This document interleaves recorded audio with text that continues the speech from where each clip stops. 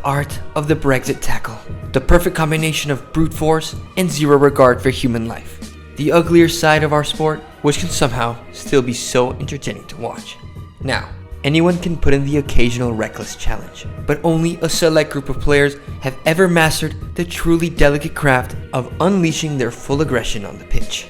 Players who you'd despise to play against but would always want on your team.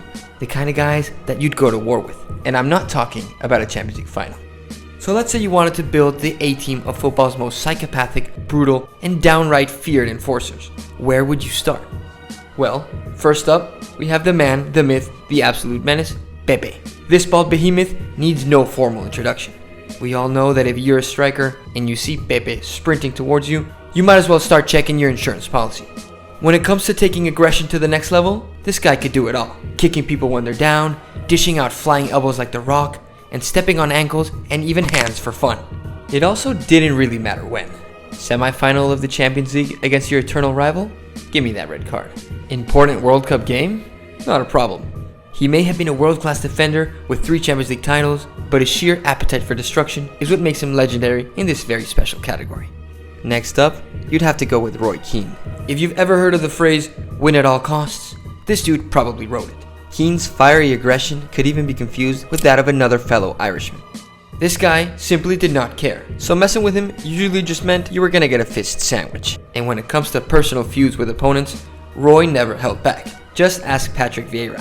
When you go in for a tackle intending to end someone's career and then admit it in your autobiography, that's really just messed up.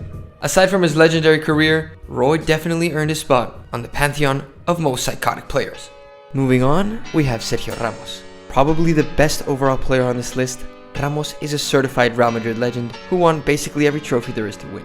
But that doesn't take away from the fact that, on his day, he was a health hazard for everybody on the pitch. Racking up 29 red cards to his name, 5 of which coming against Barcelona, he towed the fine line between defender and executioner. With memorable moments of violence, like his criminal tackle on Messi during Madrid's 5-0 humiliation at the Camp Nou in 2011, or his MMA-style takedown that rendered Mo Salah unfit to finish the 2018 UCL final, Ramos was never one to shy away from a brutal challenge. However, his aggression often fueled his success, and with 4 Champions League titles and a World Cup under his belt, Ramos definitely showed that being ruthless can sometimes be part of being a legendary defender. The 4th player in our terrifying squad would have to be Gennaro Gattuso, aka the rabid dog of Italian football. Gattuso played with one philosophy: every ball is worth a potential assault charge. He didn't care if you were 6'5" or Lionel Messi, you were getting tackled if you came within 5 feet of him.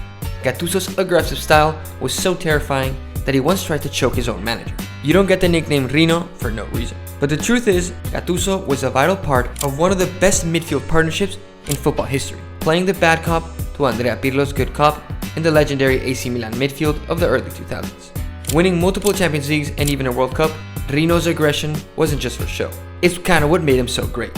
And speaking of enforcers who played in Italy, we'd also have to include Paolo Montero, the Uruguayan defender with a record of 21 red cards to his name. You know you're doing something right or very wrong when you're getting sent off more than any other player in Serie A history. Montero's idea of defending was simple. If the opponent isn't walking off the pitch limping, he hasn't done his job properly.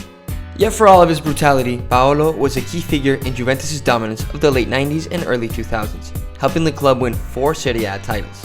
He played with a take-no-prisoners attitude, and if you were brave enough to challenge him, well, good luck getting home without a stretcher. Up next is Joey Barton, the undisputed king of the bad boy image. Barton wasn't just aggressive on the pitch, but off of it too. Whether it was stubbing a cigar out in a teammate's eye, or punching an opponent when the referee wasn't looking, Joey always found creative ways to make headlines. And don't forget his final day meltdown in 2012, when he managed to get a red card for elbowing Tevez, kicking Agüero, and then attempting to headbutt Vincent Kompany, all in the span of about 90 seconds. Some players let their feet do the talking, but Barton preferred his fists. He was less of a footballer and more of a part-time boxer, truly a renaissance man of violence. And finally, how could we forget the one and only Vinnie Jones? A man who was so aggressive, he managed to have a successful career in Hollywood as a gangster after his football days were done. If you need an image of Jones' footballing philosophy, you can simply refer to this beautiful piece of sporting photography. With a record for the fastest yellow card in history, 3 seconds into the game, he didn't waste any time to show you what you were in for. But don't let the tough guy act fool you. He actually managed to lift the FA Cup with Wimbledon's famous crazy gang in 1988. Proof that a little, or a lot, of aggression can go a long way. And there you have it, folks. The most aggressive footballers to ever grace the pitch. These guys didn't just play the game. They turned it into a battlefield. So next time you're watching a match and someone gets a little rough, just remember, they're all amateurs compared to the legends on this list. As always, thanks for watching, guys. Leave a like if you enjoyed the video, and make sure to let us know who you think should have made the cut. We'll catch you all in the next one.